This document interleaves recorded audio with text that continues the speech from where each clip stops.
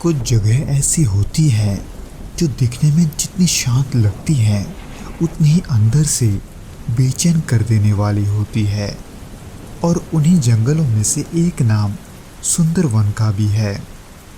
हालांकि सुंदरवन ने हमेशा ही मुझे आकर्षित किया है।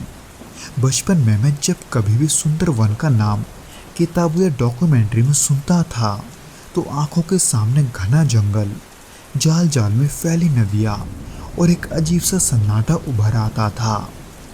मैंने कई बार सोचा था कि कभी न कभी मैं इस जगह को जरूर देखूंगा, लेकिन समय और जिम्मेदारियां हमेशा आड़े आ जाते थे।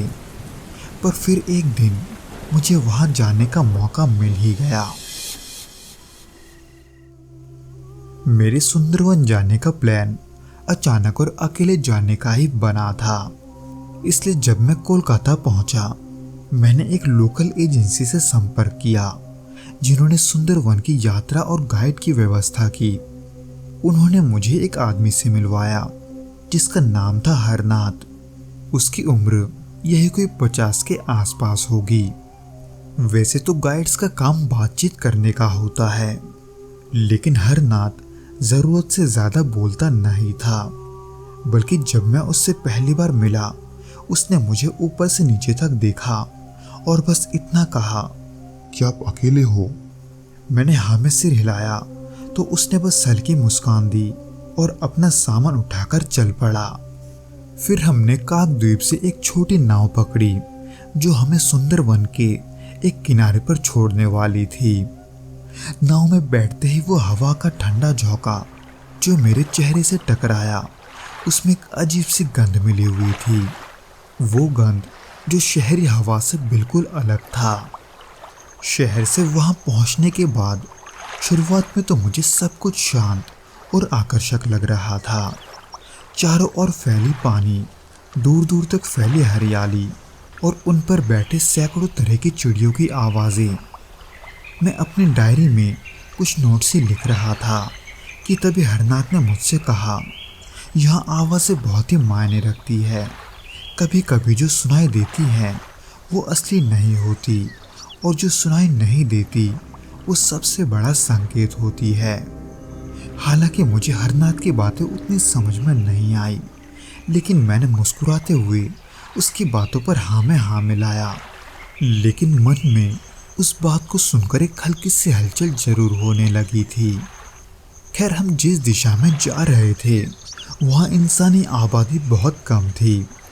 हरनाथ ने बताया कि वहाँ कुछ छोटे छोटे गांव हैं, लेकिन अधिकतर इलाका वीरान ही है। शाम तक हम एक छोटे से टापू जैसे स्थान पर पहुंचे जहाँ एक पुराना सरकारी वॉच टावर और उसके पास ही एक खाली मैदान था जहाँ हमने अपना पहला डेरा डाला। वहाँ रात होते होते जंगल की हवा में ठंडक और भी बढ़ सी गई थी, इसलिए मैं टेंट के बाहर बैठकर अपनी थकान मिटा रहा था। उसी बीच आसपास के पेड़ों से उल्लुओं जैसे कई चिड़ियों की आवाज़ आने लगी, मगर वो आवाज़ सामान्य से थोड़ी अलग थी, क्योंकि उस जंगल में उन उल्लुओं की आवाज़ को ज़्यादा ही डरावनी लग रही थी। और उन्हीं के बीच में लोमड़ियों और भेड़ियों की आवाज़ उस माहौल को और भी रहस्यमय और डरावना बना रही थी, क्योंकि कभी कभी सियारों की लंबी चीख के बाद पूरे जंगल में सन्नाटा पसर जाता था। इतना सन्नाटा कि उस सन्नाटे में मैं खुद के सांस लेने की आवाज़ को भी सुन सकता था। खैर, इन्हीं सभी अनुभवी पलों के बीच मेरे साथ कुछ ऐसा हुआ जिसने इस सफ़र को एक बुरे सपने में बदल दिया। दरअसल उसी रात जब हम लोग खा पीकर सो रहे थे, तब रात के यही कोई 1 बजे मैंने टेंट के बाहर कुछ आवाज़ सुनी। पहले तो मुझे कुछ समझ नहीं आया, लेकिन जब मैंने गौर से सुना तो वो किसी के भारी कदमों की आवाज़ थी, जिसे मैं पहले इसलिए नहीं समझ पा रहा था क्योंकि बाहर कीचड़ होने के वजह से वो आवाज़ समझ में नहीं आ रहे थे। पर धीरे धीरे मुझे समझ में आने लगा कि वो किसी के चलने की आवाज़ है। उस वक्त हरनाथ भी टेंट के अंदर ही था, लेकिन वो सो रहा था। हालांकि मैंने हरनाथ को जगाने के बारे में सोचा, पर यह सोचकर कि बाहर कोई आदमी होगा, इसलिए मैंने हरनाथ को नहीं जगाया। लेकिन कुछ ही पलों के बाद ये धीरे धीरे और भी अजीब होता गया, क्योंकि जो कोई भी बाहर चल रहा था वो अब भी टेंट के पास से गया नहीं था, बल्कि वो टेंट के आसपास ही चक्कर लगा रहा था, जैसे कोई भूखा जानवर अपने शिकार का चक्कर लगाता है। अब मुझे हरनाथ को जगा देना चाहिए, लेकिन जैसे मैं उसे जगाने गया वो चलने का आवाज धीरे धीरे बंद हो गया, ऐसे मानो जैसे वो वहां से चला गया हो। वैसे तो उस वक्त तक तो चिंता की कोई बात नहीं थी, पर जब सुबह हुआ और मैंने टेंट के आसपास देखा तो वहां किसी के भी पैरों के निशान नहीं थे, जबकि टेंट के आसपास की जमीनें बहुत ही गीली थी। इसीलिए ये सब मैंने तुरंत जाकर हरनाथ को बता दिया, पर उसने मेरी बातों को गंभीरता से नहीं लिया। उसने मेरी बातों को ये बोलकर टाल दिया कि यहाँ ऐसा होता रहता है। वैसे तो मैं भी ये सब मानने को तैयार था, लेकिन हरनाथ की आंखें वो कुछ और ही कह रही थी।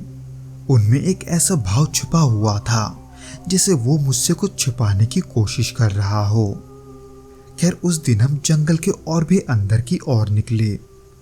नाव से उतरकर एक ऐसे इलाके की ओर बढ़े जहाँ पानी की धाराएं पतली थी और झाड़ियाँ घनी। रास्ते में हरनाथ ने बताया कि इस इलाके में शेर नहीं है, मगर किसी और बड़े जानवर के किस्से सुने जाते हैं। पर कौन सा जानवर? उसने कोई नाम नहीं लिया। उसने बस इतना कहा, सब जानवरों के अपने अपने इलाके होते हैं, लेकिन कुछ ऐसी चीज़ें भी हैं जो इंसान और जानवर दोनों को परखती है।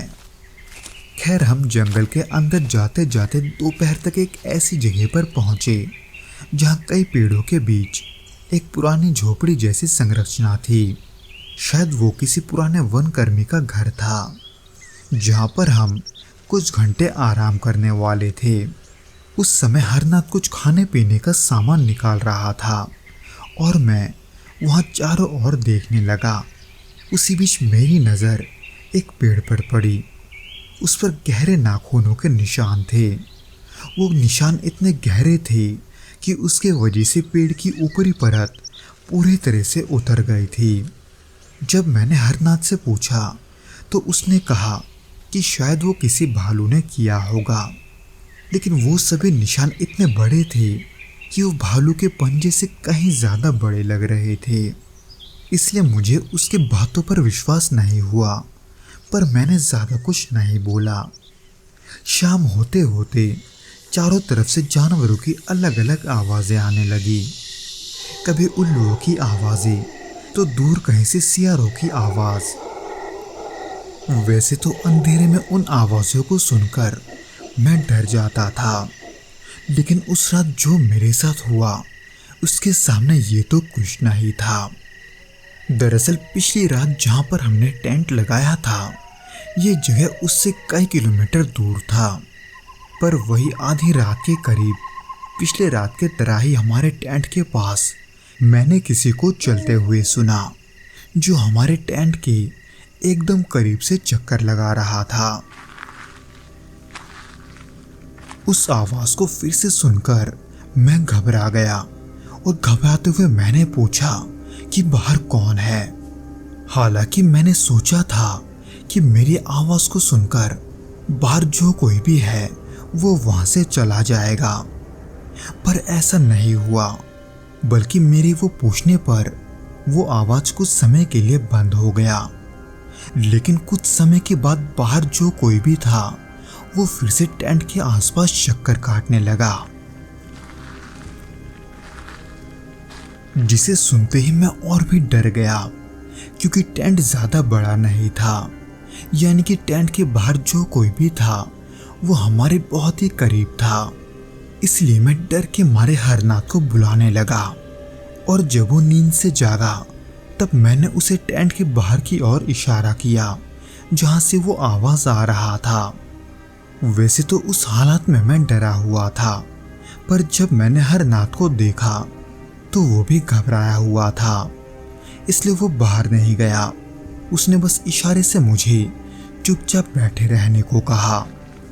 उस रात जब तक वो आवाज नहीं रुका तब तक मैं हिला भी नहीं था। डर के मारे मेरा पूरा शरीर अकड़ चुका था। पर जब मैंने सुबह होते ही टेंट के बाहर देखा, मैं हैरान रह गया, क्योंकि बाहर टेंट के आसपास किसी के पैरों के निशान थे, लेकिन वो ना तो इंसानी लग रहे थे और ना ही जानवरों के। पर जमीन पर कई जगहों पर खरोचने के भी निशान थे, जैसे किसी ने नाखूनों से उन्हें खरोंचा हो। वैसे तो उन खरोचने के निशान को देखकर तो ऐसा लग रहा था जैसे वो किसी जंगली जानवर का काम है, मगर आसपास के पैरों के निशानों को देखकर ऐसा नहीं लग रहा था कि वो किसी जानवर के पैरों के निशान हैं। पर ऐसा क्यों है, ये सवाल मैंने हरनाथ से पूछा, पर उसने एक बार फिर से ये बोलकर टाल दिया कि वो शायद किसी जंगली जानवर का काम है। वैसे तो ये सब मेरे लिए काफी अजीब था, पर हर बार एक ही चीज का बार बार होना उस चीज ने मुझे सोच में डाल दिया था। क्योंकि तीसरी रात भी जब हम एक सरकारी वॉच टावर के पास पहुंचे तब भी मेरे साथ यही हुआ। असल में जब हम वहां पर पहुंचे थे तब वहां अजीब सी सड़ी हुई गंध आ रही थी, जैसे किसी जानवर ने वहां किसी का शिकार करके उसे खाया हो और बाकी बचा जानवर का शरीर वो सड़ चुका हो। खैर, इन सब चीजों को तो एक्सप्लेन किया जा सकता था, पर उस रात भी जो हुआ उसे ना सिर्फ समझ पाना बल्कि बिना देखे समझा पाना भी मुश्किल है। दरअसल उस रात भी जब हम दोनों उस नए टेंट की जगह पर सो रहे थे तब मैंने बाहर फिर से किसी के चलने की आवाज सुनी।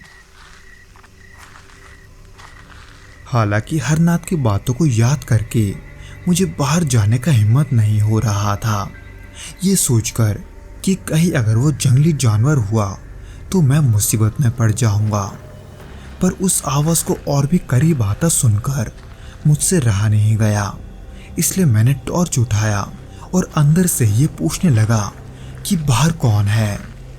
और मेरे ऐसा पूछते जब वो आवाज बंद हुआ मैं टॉर्च लेकर सीधे टेंट के बाहर निकला। पर जब तक मैं टेंट के बाहर निकला मैंने किसी को भागते हुए देखा, कुछ ऐसा जो दिखने में बहुत ही भयानक था। वैसे तो मैंने उसे सामने से नहीं देखा, पर जब वो भाग रहा था तब मैंने अपनी टॉर्च की रोशनी उसके तरफ की, इसलिए पीछे से मैंने जितना देखा मैं उतना बता रहा हूँ। उसका शरीर दिखने में तो इंसानों के तरह ही था, लेकिन वो इंसानों से थोड़ा लंबा और उसके हाथ पैर अजीब तरीके से टेढ़े मेढ़े थे, किसी जानवर की तरह। उस डरावने जीव को अपने सामने देखकर मैं डर के मारे सुन पड़ गया। उसे देखकर मैं इतना हैरान था कि मैं थोड़ा सा भी उस जगह से नहीं हिला। उसी बीच मैंने उसे एक पेड़ के पीछे जाते हुए देखा, पर वो वहां से सीधे नहीं भागा, बल्कि वो अब मेरी तरफ घूरकर देख रहा था, जो कि मैं इसलिए समझ पाया क्योंकि जब मेरी टॉर्च की रोशनी उस पर पड़ रही थी तब उसकी आंखें चमक रही थी, बिल्कुल किसी जानवर के जैसे। उस पल में उसे देखकर इतना बौखला गया कि मैं डर के मारे सीधे टेंट के अंदर भागा और वहां जाकर मैं हरनाथ को बुलाने लगा। पर हरनाथ जब तक मेरे साथ बाहर आया तब तक वो परछाई वहां से कहीं जा चुकी थी। मैंने क्या देखा ये मैं हरनाथ को समझा नहीं पा रहा था, पर मुझे बार बार हड़बड़ाता हुआ देखकर वो यही कह रहा था कि मुझे कोई वहम हुआ होगा। पर नहीं, मैं ये अच्छे से जानता था कि मैंने क्या देखा, जिसमें सबसे खौफनाक बात ये थी कि वो अजीब सा चीज पिछले 2 रातों से हमारा पीछा कर रहा था। इसलिए मैंने हरनाथ से उसके अगली सुबह ही वहां से लौटने को कहा। आज भी जब मैं उन रातों को याद करता हूँ तो सबसे ज्यादा जो मेरे जहन में आती है वो है वही परछाई जिसको मैंने 1-2 झलक के लिए देखा था, पर वो कुछ झलक भी मेरे लिए कई घंटों के बराबर थे। उस समय मेरे लिए सब कुछ शांत हो गया था। उस एक पल के लिए मानो जैसे पूरा जंगल ही थम गया था। न हवा चल रही थी और ना ही कोई आवाज आ रहा था। बस वहां मैं और वो परछाई थी। हालांकि मैं आज तक ये तय नहीं कर पाया कि वो कौन था या क्या था।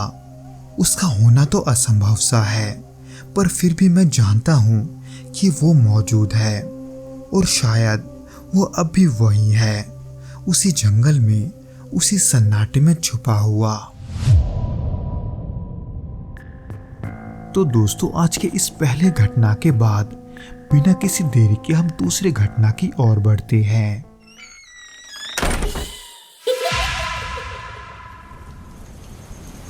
मेरा तबादला साल 1997 में एक दूर दराज के रेलवे स्टेशन के पास बनी एक पुराने कॉलोनी में हुआ था। वो स्टेशन छोटा था और उसके आसपास दूर दूर तक घना जंगल फैला हुआ था। कॉलोनी में करीब 10-12 क्वार्टर्स थे जो रेल कर्मचारी और उनके परिवारों के लिए बनाया हुआ था। जगह थोड़ी सुनसान थी, लेकिन सरकारी नौकरी की मजबूरी में इंसान हर जगह ढल ही जाता है। इसलिए मैं भी वहां ढलने लगा था। यानी कि शुरुआत में सब कुछ ठीक था। कामकाज, रोजमर्रा की जिम्मेदारियां, नए माहौल में ढलना, ये सब चल ही रहा था। लेकिन एक शाम, यही करीब 6 बजे, जब मैं ड्यूटी से लौटा और बरामदे में बैठकर चाय पी रहा था, तब मेरी नज़र अपने क्वार्टर के ठीक सामने पड़ी। वहाँ एक लड़की बैठी थी। उसकी उम्र यही कोई 12 या 13 साल की रही होगी। उसके बाल बिखरे हुए थे और वो हल्के भूरे कपड़ों में थी जो कि मैले और पुराने लग रहे थे।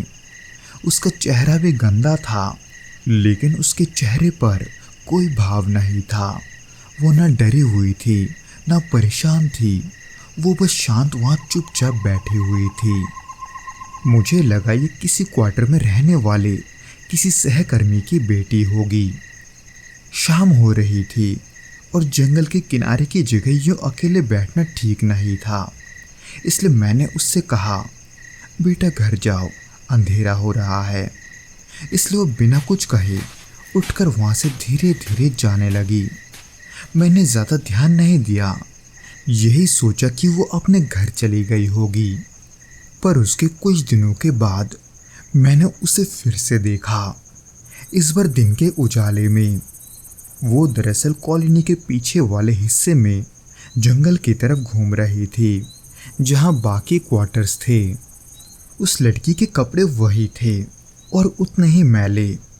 मुझे थोड़ा अजीब तो लगा, पर मैंने फिर वही सोचा कि शायद खेलने के वजह से उसके कपड़े गंदे हो गए होंगे। इसलिए मैंने उससे प्यार से कहा, घर जाकर नहा लो, फिर खेलना। पर वो मुझे घूरते हुए देखने लगी। उसने सिर भी नहीं हिलाया, बस यूं ही शांत भाव के साथ वो मुझे देख रही थी।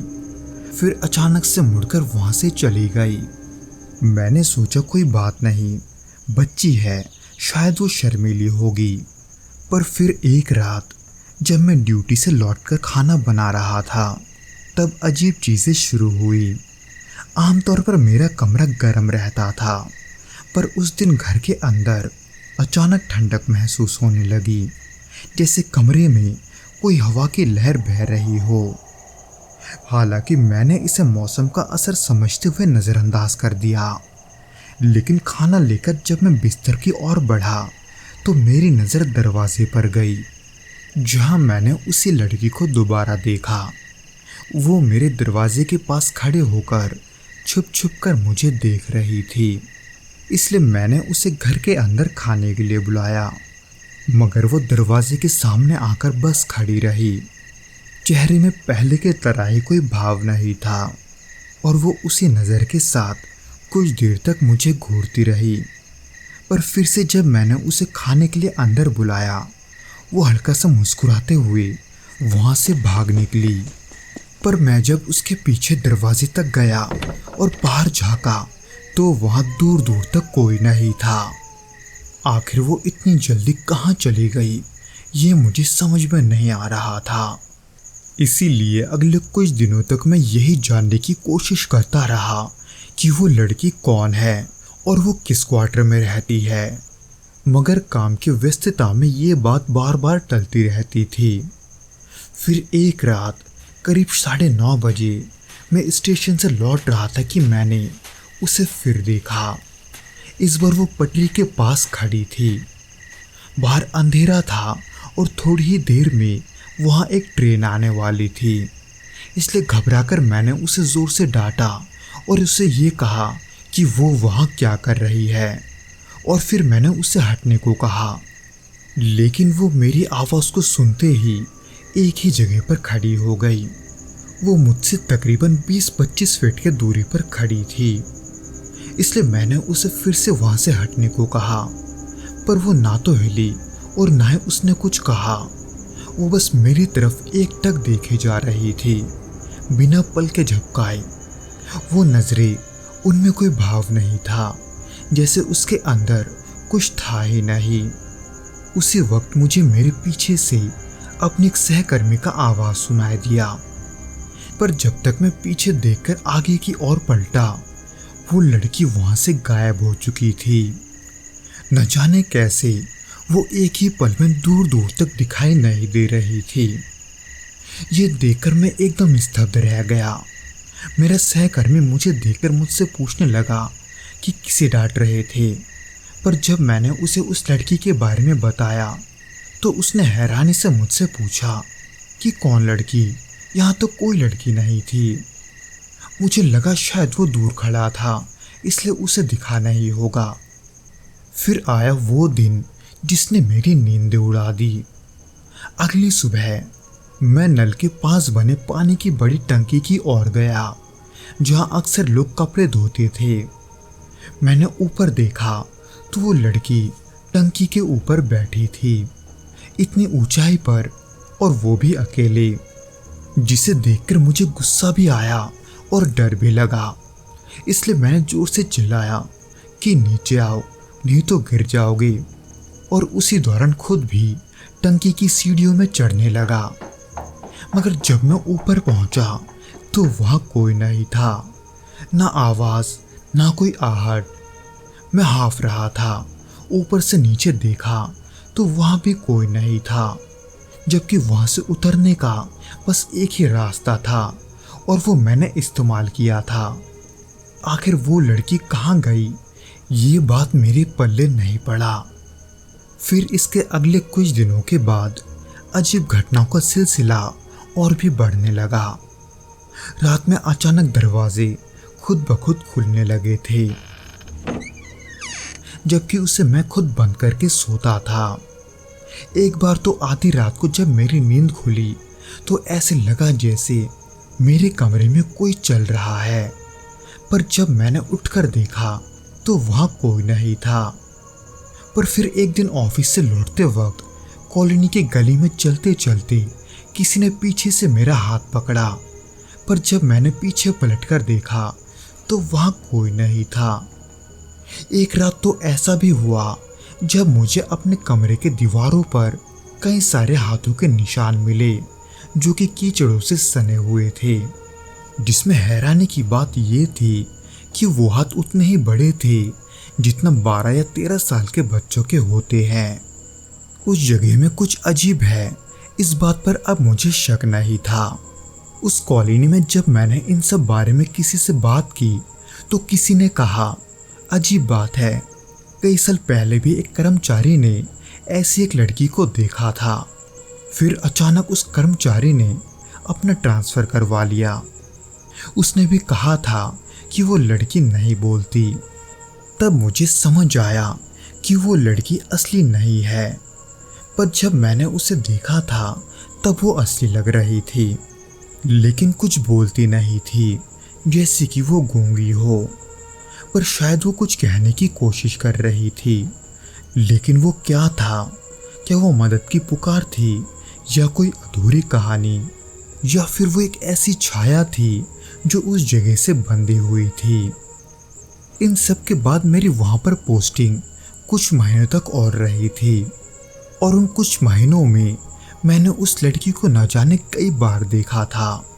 इसलिए आज भी जब मुझे पुरानी कॉलोनी की याद आती है तो वो गूंगी लड़की आंखों के सामने आ जाती है।